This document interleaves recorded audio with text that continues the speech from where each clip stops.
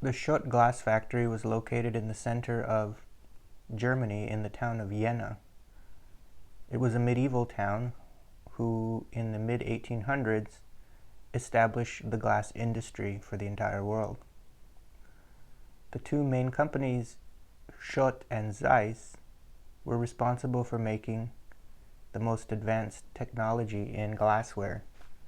They made things such as windshields, binoculars, monoscopes, equipment for photography, and other aspects of the war.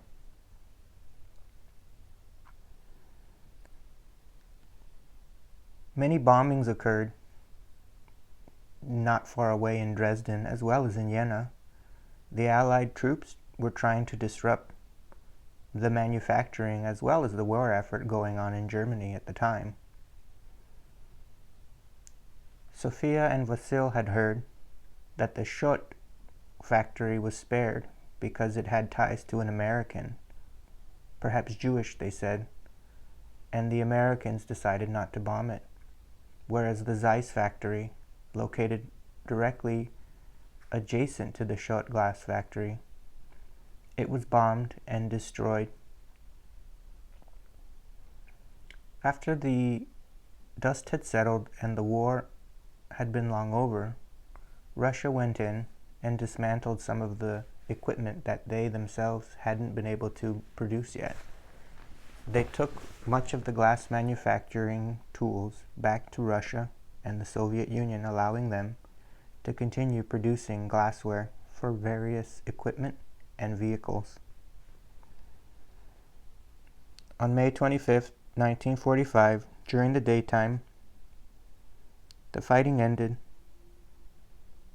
and while in the city of Jena, some 200 kilometers east of Frankfurt, Wasyl and Sofia tried to figure out what they would do next.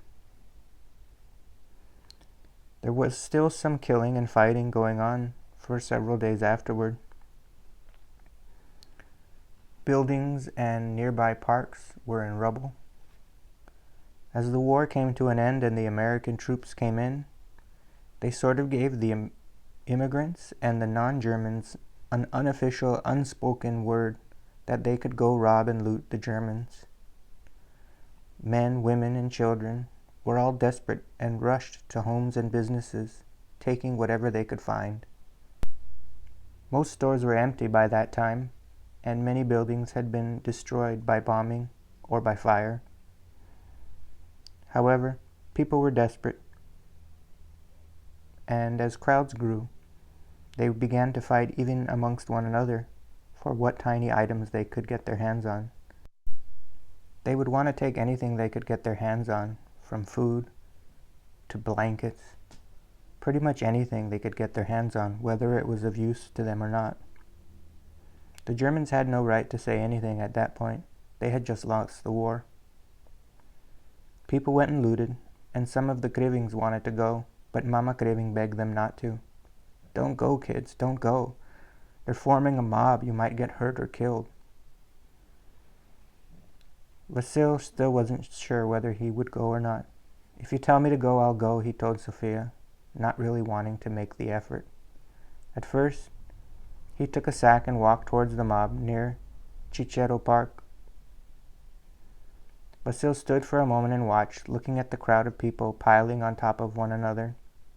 It was too dangerous, so he returned, offering up the empty sack to Sophia. "Here, if you want, you go and get something," he told her. "It doesn't seem like there's much to be had." But she saw there was no use, and he was right. Later they heard from others that there was food, specifically potatoes, and they could see a small crowd forming not too far from them. The army was distributing potatoes in a 100-foot-long hole where they had dumped the cargo that they had brought. Everyone was traveling somewhere and carrying something. Some had clothing, others had coats. Some broke windows to stores where there had been gold or watches or other things and took what they could. At a later time, Wasyl walked, looking around and thinking, I sure would like to find something to eat." He saw a store where they only sold shirts. He went inside, and there were no shirts left, everything having been taken. There were some collars that attached with a button to the shirts, so Wasyl took a few. He also found some pipes for smoking, 3 of them. There was a German there and wanted them, threatening Wasyl, so he gave the man the pipes and fled with the collars, which were not worth very much.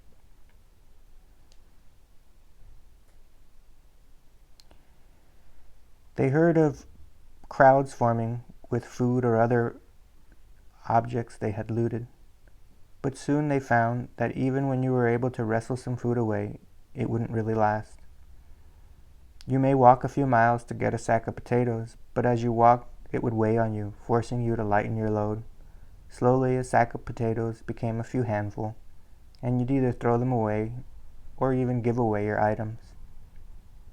People were taking just for the sake of taking, some of the objects too big or too heavy, and others, well, they held on to everything they could get their hands on, desperately, as if their life depended on it. Looting was rampant, but considerably calm and well ordered. One witness in a work called Up the River said the following: "On German highways and byways, one sees a veritable Völkerwanderung, thousands, tens of thousands of men in small groups and large, carrying bundles, carrying suitcases strapped to their backs, carrying bulging handbags. They're marching out east and marching west. Many wear shabby green uniforms. They are Red Army PWs. Frenchmen and Belgians also still wear their old army uniforms, now almost in tatters. Poles and Dutchmen and Serbs wear any kind of rags. Their German masters had not kept them in clothes. They were surprisingly cheerful, surprisingly orderly. Now they all march in the direction of home. Occasionally they help themselves to chickens or loaves of bread or a pair of pants, but they are orderly and obedient, even the French. There seems to be no vengeance in these people, no lust for destruction, no desire to make the Germans pay for what they had done to them and their countries. There is so much talk about looting. German farmers say the Eastern workers are stealing their chickens. German workers say that the Russians are breaking into homes and helping themselves to necessities. German middle-class people say that Russians are animals. The truth is that the Eastern workers are astonishingly well behaved."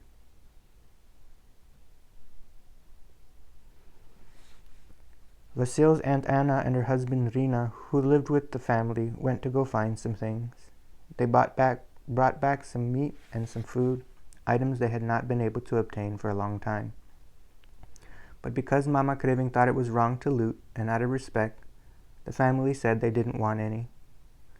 This somewhat offended Anna and Rina, leaving some tension in the household. They stopped talking to one another for a few days, not replying to a good morning the following day. Wasyl's friend Pavlo found the accordion when they were given permission to go house to house, looking for supplies and looting. They searched each room of nearby apartments. They were looking for flour or potatoes. Wasyl found a 50-kilogram sack of flour, and Pavlo found an accordion. They didn't walk through the streets with their loot, where it was likely the German civilians would fall on them and take their things. They went through back alleys and forests. While they walked, Wasyl bartered for the accordion, which he also knew how to play. He offered to trade his harmonica and some other items, since Pavlo could not play it, but he decided to keep it, and they tried to sell it on the black market with no luck. Everyone was going somewhere and carrying something. Someone had clothes, another food. People broke store windows and looted, and Wasyl walked around mostly wondering why he couldn't find something to eat. When Pavlo decided to head back to the eastern side and make their way home, they took their child in a stroller, hiding the accordion underneath. They couldn't find food, and he tried again to sell it, but couldn't find a buyer. Unable to get a fair price, he saved it. Later, they came to an eastern border where the Russians were in control. A soldier stopped them and asked if they had anything. They said they did not. "Take the baby away," he ordered his men, pointing at the baby. The soldiers didn't move. "I said, take the baby away," he shouted in Russian. They removed the baby and found underneath the accordion. Someone must have told the Muscovites that Pavlo had looted the accordion, because they seemed to look specifically for it. Sophia and Wasyl saw some soldiers looting who had gotten 2 pairs of shoes. They were tied together and strung along the soldier's shoulder. Mama Krywyn gave Sophia some bread and told her to try and trade for the shoes. Sophia did so, asking the soldier, who readily took the bread and went on. When the soldier was gone and they took a closer look, it turns out they had been duped. Both shoes were left feet. The Krywyn family went back to where they were staying after the war ended and removed their things from the Cossack-run camp. Americans were keen on sending anyone who wanted to head west on their way. The Krywyns feared returning to Ukraine because they knew they would be taken by the Soviet Union. Many people feared the Soviets more than anyone else. They were known to rape, murder, and abuse other refugees, having done so constantly throughout the war. Many wanted to return home. There were immigrants from countries all throughout Europe, and whether it was Poland, Ukraine, Czechoslovakia, or other adjoining countries, the Slavs were displaced. They also understood they had little to return home to, so they packed what they could carry and began heading west from Jena. They tried to escape the Soviet zone, and the Americans were very amenable, helping them in any way they could. The Americans directed them westward. They walked, eventually getting onto a train crowded with refugees, and were eventually driven in the back of military vehicles. They made it near Weimar, W-I-E-M-A-R, Weimar, some 40 kilometers away from Jena. They neared Buchenwald, one of the notorious Nazi concentration camps. Buchenwald shocked the first American troops with its atrocities.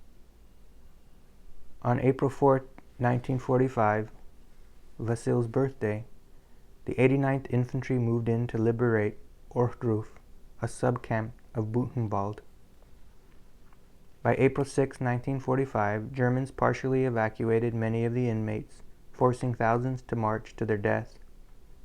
Americans would finally liberate the camp on April 11, 1945, the time now permanently displayed at the entrance to the museum and memorial at the site.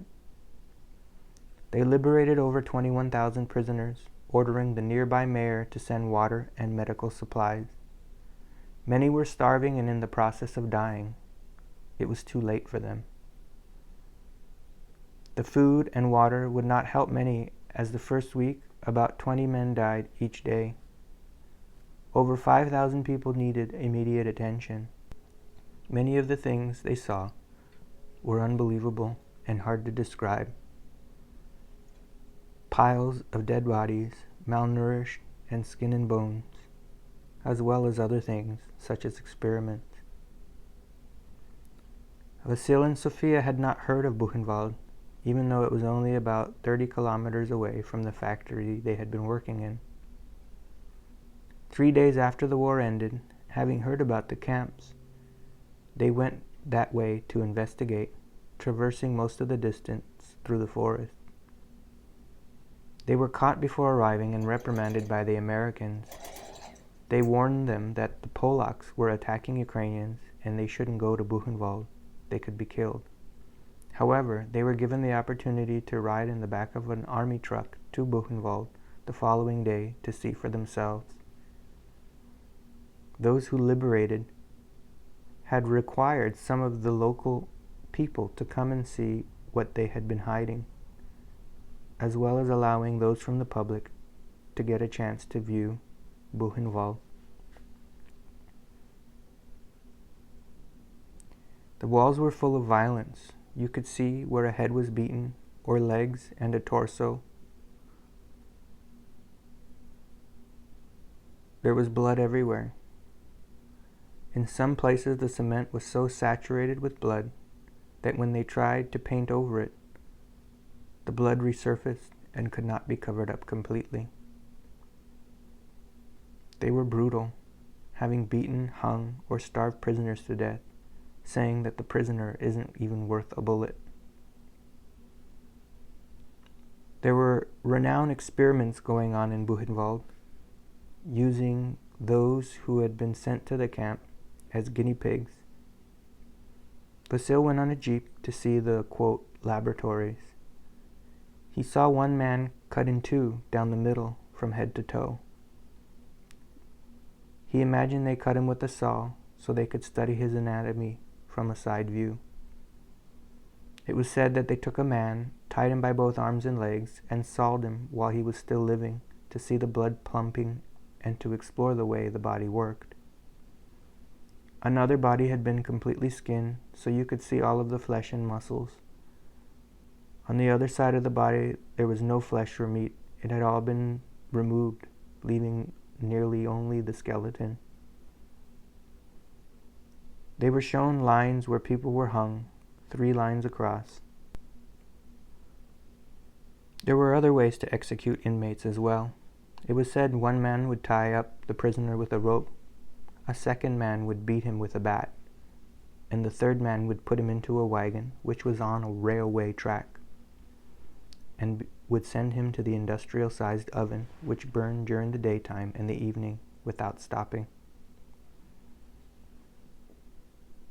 They were shown and it described how lampshades were made from human skin.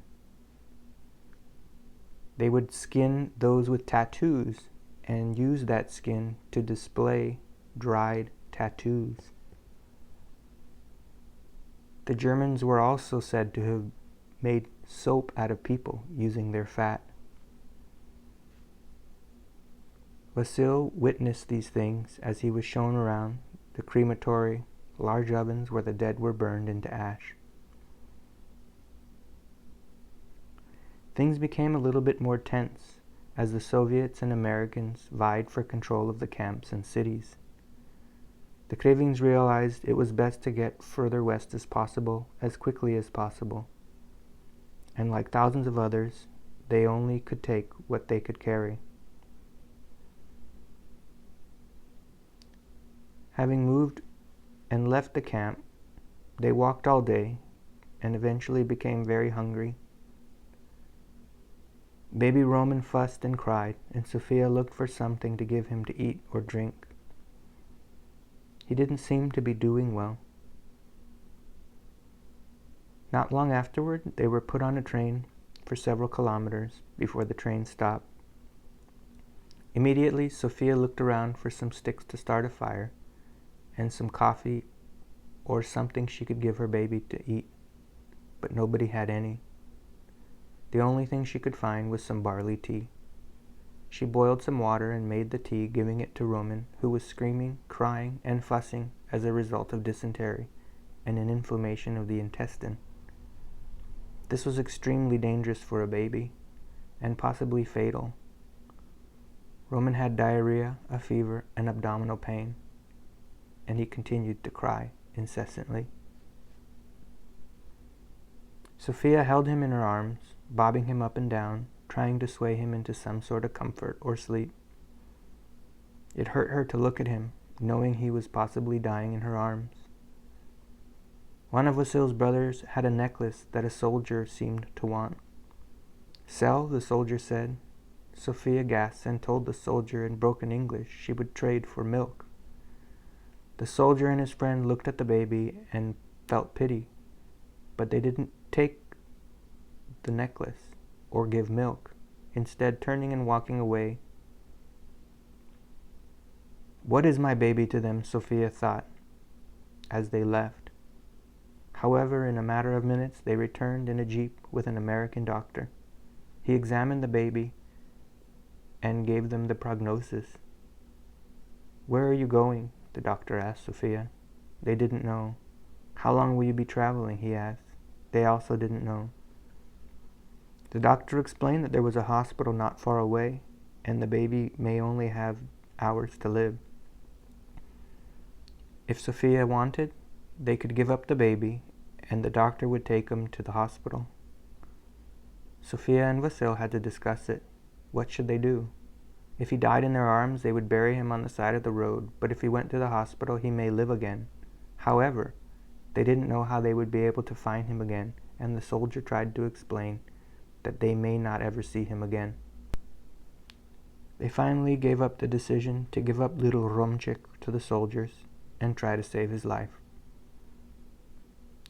They took Roman to the hospital in Wuzburg, some 200 kilometers southwest of Jena. Wuzburg was part of the strategic bombing campaign by the Allies. The Americans and their allies tried to bomb factories and major industries. But hosting around 40 hospitals at the time, Wuzburg was different. The Allies bombed heavily, hoping to break the will of the German people before the war ended, knowing the city was a traffic hub. However, there were many innocent, sick people there, trying to get use of the hospitals. A major air raid occurred on March 16, 1945, before the war ended, when the Royal Air Force of England dropped incendiary phosphorous bombs, which set most of the city on fire. About 90% of the buildings were destroyed, and some 5,000 people were killed in the air raid, which lasted less than 20 minutes.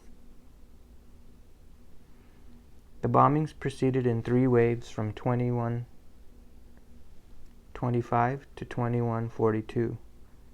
9:25 to 9:42 p.m. As reports are given, first the roofs and windows of the old town were destroyed with 256 heavy bombs and aerial mines, 396 tons worth. This prepared the way for 300,000 incendiary bombs, or 582 tons. Within a very short time, isolated packets of fire emerged, and this developed into a single area-wide firestorm with temperatures from 1500 to 2000 Celsius. The military report ends that the population only had minimal warning and fortified bunkers were seldom available. This meant many innocent people and civilians were no doubt killed. Earlier that February, the Allied troops bombed Dresden, 200 kilometers east of where Sophia and Wasyl had been working. The bombers dropped more than 30,900 tons of bombs from February 13th to 15th, 1945. The bombing destroyed 1,600 acres and killed an estimated 25,000 people. Some argue that the bombs were necessary or justified at this point in the war. Others argued that it was completely unnecessary and it was simply killing innocent lives. Commodore Colin Mackay Grierson described the bombing in order to destroy, quote, what's left of the German morale, end quote. Sophia and Wasyl begged permission to take the train to try to find Roman. However, there were only trains transporting coal back and forth. They had to sneak onto that train illegally and sit on top of the coal. However, in doing so, they would risk being shot, because as the trains passed, Americans would shoot a few rounds into the cars to deter people from grabbing a ride.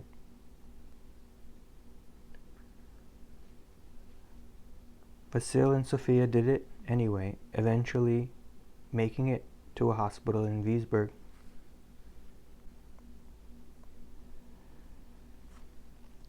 Looking through Wuzburg for some hospitals, they eventually found Roman in a room, sleeping in a blanket. They called to him, "Romchik," and he replied melodically, like a baby, cooing and crying. About 6 months old, he seemed much healthier and peaceful. The nurses at this place were nuns, and they kept Roman away from the other young children where it was much noisier. They had nurtured him and given him juices, ending the upset stomach and rehydrating him. Over the next couple of days, Wasyl and Sophia would visit, eventually feeling they needed to take Roman back with them to the refugee camp they had settled in. The nurses argued that he wasn't fully recovered. However, he seemed so homesick, crying very loudly and strong when they would leave each day. So they took him back with them to Schweinfurt, where they had settled in this refugee camp. They traded what they could to get eggs for Roman, feeding him the egg whites. They had no crib, eventually making one out of 2 blankets they would fold into a rectangle. Sophia would make the soft eggs and feed Roman drops of it. It was a tough time.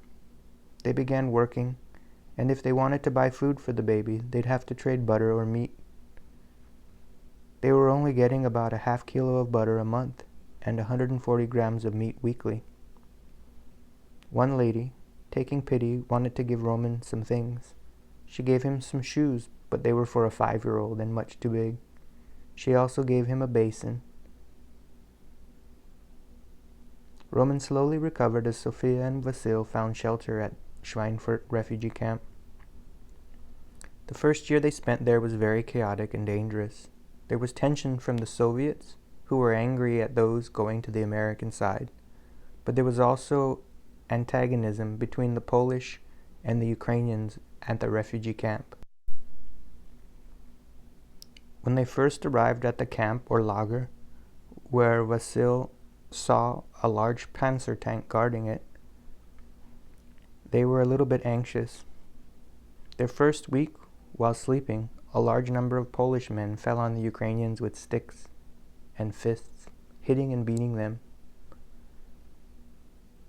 There had often been animosity between the Polish and the Ukrainians. The following day, the military police watched the Ukrainians surrounding the building and making sure the Polish didn't fall on them again. They found a block across the way where they separated the Ukrainians, giving them their own space. Eventually, order was made, and they decided to create some soldiers or policemen to contain the camps. People from the same country or speaking the same language. They were given old German police uniforms with a Ukrainian armband. They were navy blue with large buttons. They were given hats that were sewed with the symbol of Hetman, a famous Ukrainian Cossack. They were also given batons to carry at their sides. Sometimes bands of Russians would attack you, trying to force you to go back east, so they needed to remain safe and alert. Wasyl joined this police force, and they were given permission to defend themselves and fight back. They were paid at the time in Camel cigarettes, a famous American brand. Each package of cigarettes could be sold for a German mark. About 20 packages would trade for things such as shirts, a watch, pants, or other items. You could even get sugar, bacon, apples, and fruits, things that were really, really hard to come by if you could trade some Camel cigarettes.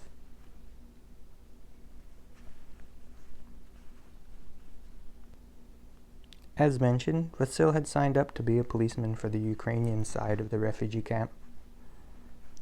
Having been given a uniform and even a weapon or a rifle, he was trained along with the others.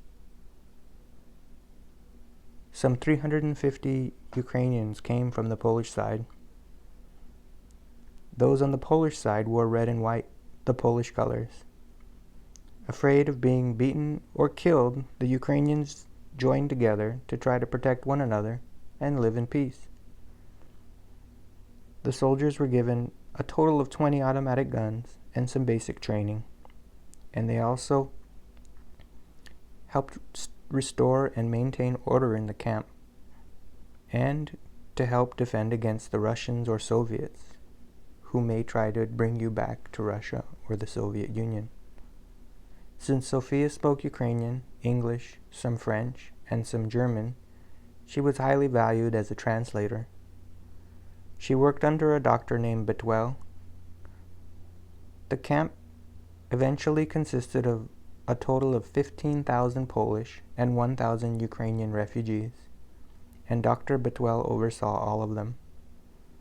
He would write up tickets for food, supplies, even dealing with complaints.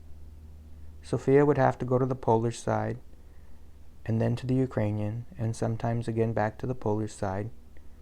And each time she did, there were guards, and the Polish soldiers sometimes would harass her. When Wasyl or his friends were standing guard, there was of course no problem. However, one time she was having trouble and couldn't pass. Dr. Bitwell sent an ambulance across the way to pick her up and return her to the Ukrainian side. A committee was formed, and a Russian named Muslo and an American decided they wanted to take people back east. They would ask people where they came from, demanding to know why they didn't want to return home.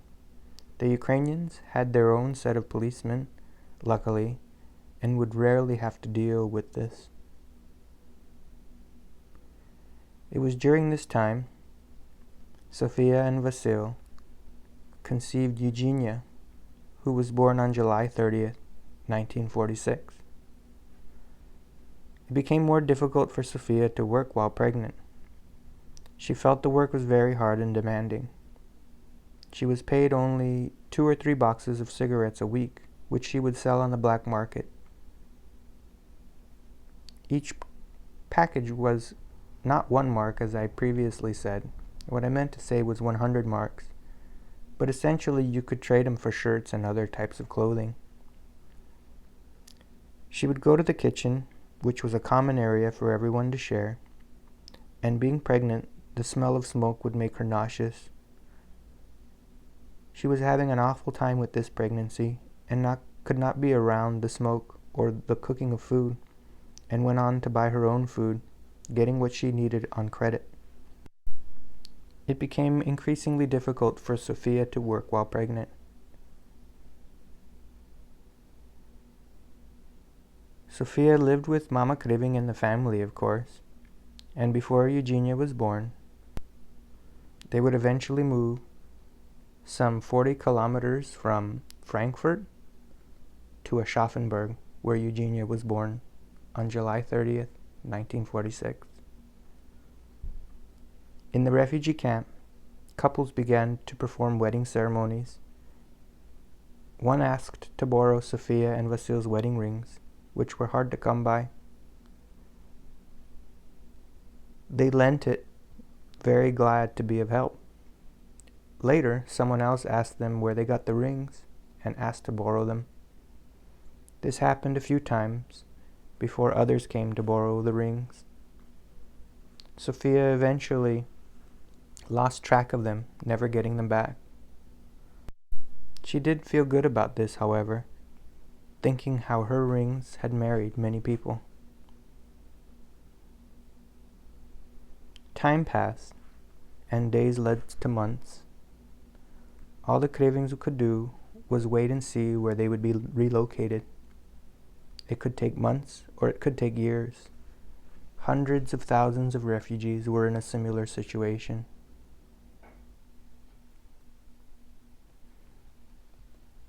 Not long after the war ended, around this time, Mama Krywyn grew ill.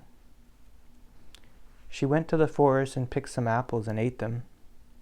Either the apples were poisoned, or the water infected Mama Krywyn and one of her sons with typhus. Easter approached, and Sophia went to the market to try and trade for supplies. She took coupons for chocolate, sugar, coffee, and traded them in. She became acquainted with a woman named Sophia who had a little daughter. Sophia would often trade coupons for shoes or dresses for Jena. She took them some supplies to a place that made flour, hoping to trade them in order to bake for the holiday. While Sophia was gone shopping, they took Mama Krywyn to the hospital. When Sophia returned home, she found that Mama Krywyn had been taken to the sanatorium. She and her son, Olexa, who was 17 at the time, had been quarantined in a room together.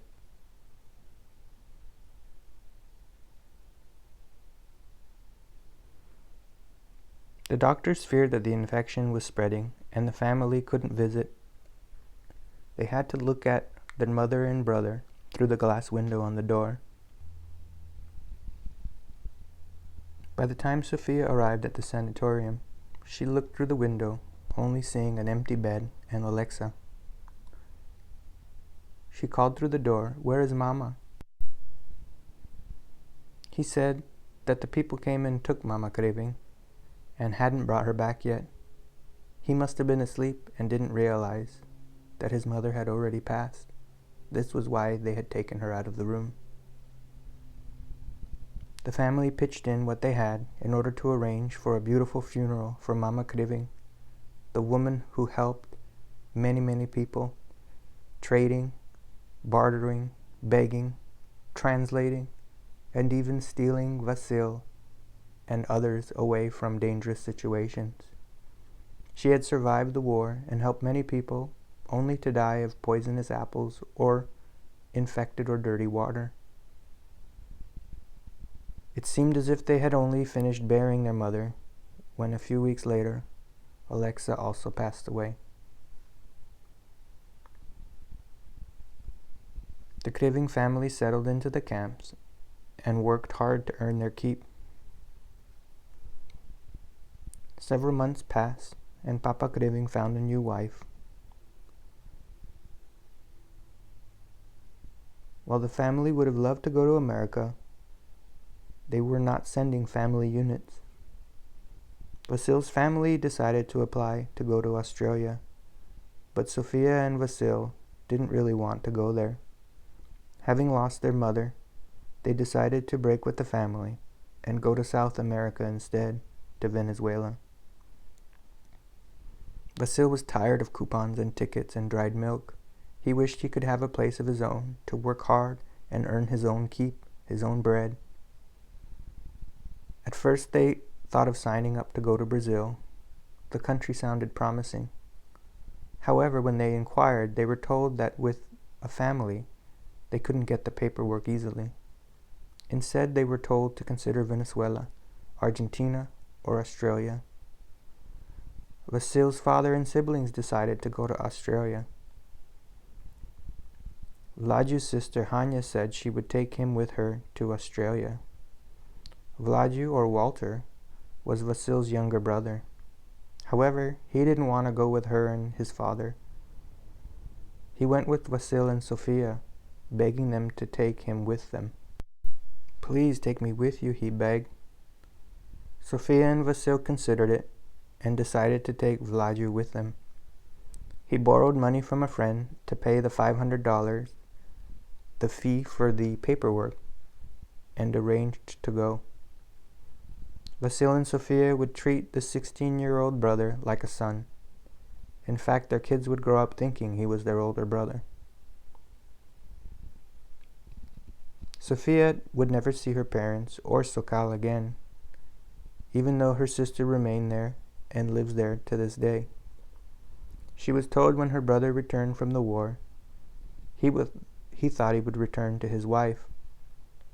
As in a movie, he walked up to his home and from afar could see his wife hanging clothes to dry on the clothesline, carrying a baby in one arm. He sunk inwardly, realizing his wife had a child with someone else, so he turned around, walking away, never to be seen again by his family. The war had lots of consequences.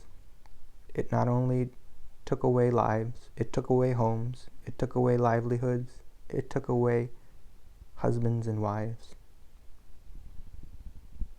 They waited for their paperwork to go through to go to Venezuela. In the meantime, the family was forced to sleep in an airplane bunker as they made arrangements for the actual trip. A couple of years passed in the refugee camps, and they were ready to make their way to Venezuela. When it came time to go to Venezuela, the family was forced to sleep in an airplane bunker, waiting for their plane's departure. They had nothing to sit on, and Wasyl took his coat off, placing it on the floor for baby Jena, to rest on. Sophia took one of her dresses and lay it on the floor for Roman. They spent the night on the ground in this way. The following day they took off in an airplane with 4 engines. Wasyl thought it must be one of the bombers used in the war. They put seats in them and transported passengers afterwards. Sometimes they weren't very reliable, with 1 or 2 engines going out. While they were flying, however, this happened, and they were forced to land. It took a day to repair the plane and get back up into the air. They stopped in Bermuda and Ecuador, getting some free rations with the other refugees.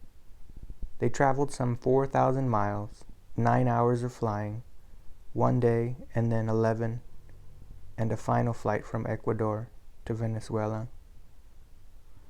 When they arrived, they were taken on to the outskirts of Caracas, near the jungles.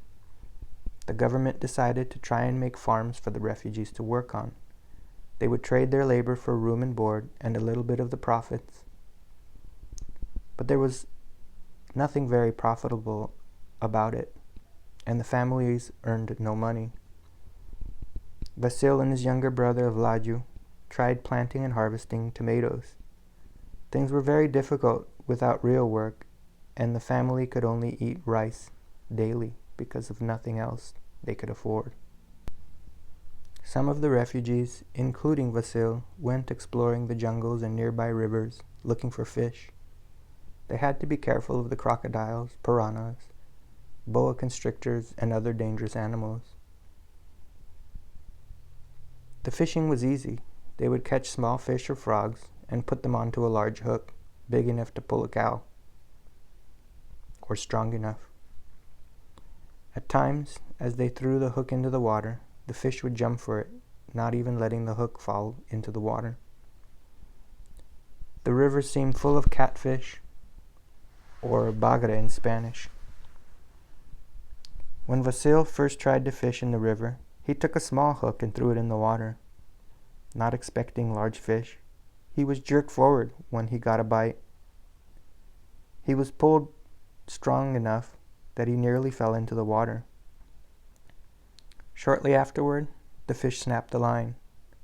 He went to another place to fish and found there were piranhas in the water. Someone later told him that if you put a small rabbit in the water, within minutes, the tiny fish with teeth would strip all of its flesh, leaving only a skeleton behind. Wasyl didn't know this, and when he threw in the line, the piranhas ate the bait. Eventually, he and his brother used wire they learned instead of fishing line to catch fish successfully. Without fishing poles, they would use their hands to hold the line and reel in the fish. For bait, they learned to put their hands by the water or near the shore. Scores of tiny fish would rush to their hands, and they would squeeze them between their knuckles or between the fingers of their knuckles, lifting them out of the water.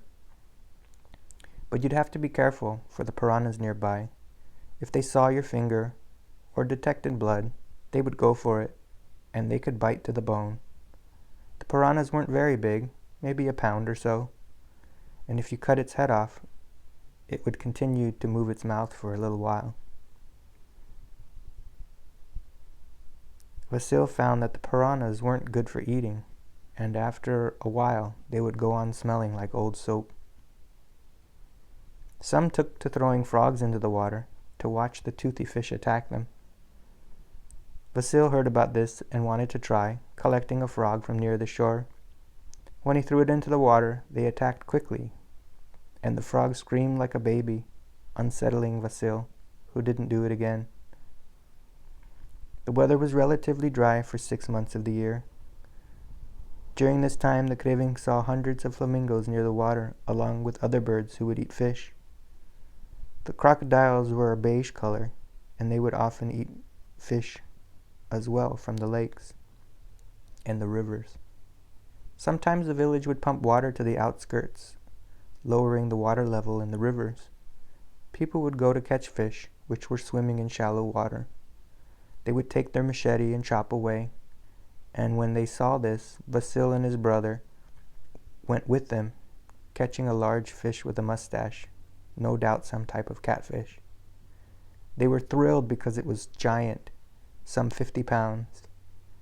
They dragged the fish home only to find out that it tasted like dirt. Unable to eat it, they left it for the buzzards, and even they didn't seem to touch it. Sometimes they'd try to catch the crocodiles or large snakes they saw. You could eat the meat or sell them. In one market, Wasyl saw a 30-foot-long boa constrictor being sold for its skin. Fishermen would throw a hook of meat in the river, and crocodiles would grab it with its teeth, and you could pull them in. The first time Wasyl tried this, he was nearly pulled into the water, and gave the wire some slack. The crocodile pulled on the meat and then let it go, perhaps realizing it was a trap. Wasyl threw this into the water again, and the crocodile wouldn't take it, perhaps realizing there was a hook. Wasyl eventually got the better of it, learning to tie the wire or line to a tree so he didn't lose the line or get pulled into the water. Hunting crocodiles could be dangerous. Once Wasyl went to an area where the water swirled around in a whirlpool. There were dark-colored crocodiles, and the shore was only about 2 feet deep. Wasyl threw the hook in to catch some fish, and a crocodile lunged towards him. Carrying a stick, Wasyl hit him on the head, and the crocodile went back under the water, moments later resurfacing and lunging at him. Wasyl was afraid and realized this probably wasn't worth the risk, and so he left. He knew that at any moment a crocodile could sneak up on you, whip its tail, and knock you over, taking you under. The government had put the refugees on farms as an experiment. They planted sweet potatoes, bananas, onions, and tomatoes, among other things. Planting and harvesting was difficult work, however. Sometimes they would work up to 16 hours a day in the summer, from dusk until dawn. The refugees weren't very experienced with all of this, with the work or the land. Once their crops grew, they lacked transportation to take the food to the market. They had a tractor to level the trees and to till the ground, but no car or truck. They would grow things and pick them, but were unable to get them to the market in time and sell anything. After the crop grew, they picked tomatoes, and within 3 days, they were going bad. It was stressful and a disaster to see all of their work go to waste. They picked some 36,000 bushels of tomatoes and put them in an area. Someone loaded them on a tractor and tried to take them to town. They came back for a second trip, and by the 3rd day, the tomatoes were going bad, and thousands of pounds were gone to waste. The foreman tried feeding them to the pigs. The government had helped pay for the seeds and material, but they weren't providing for any other money or food for the refugees. They saw that this wasn't going to work out, and after about a year, Wasyl would have to leave the farm and look for work in the city.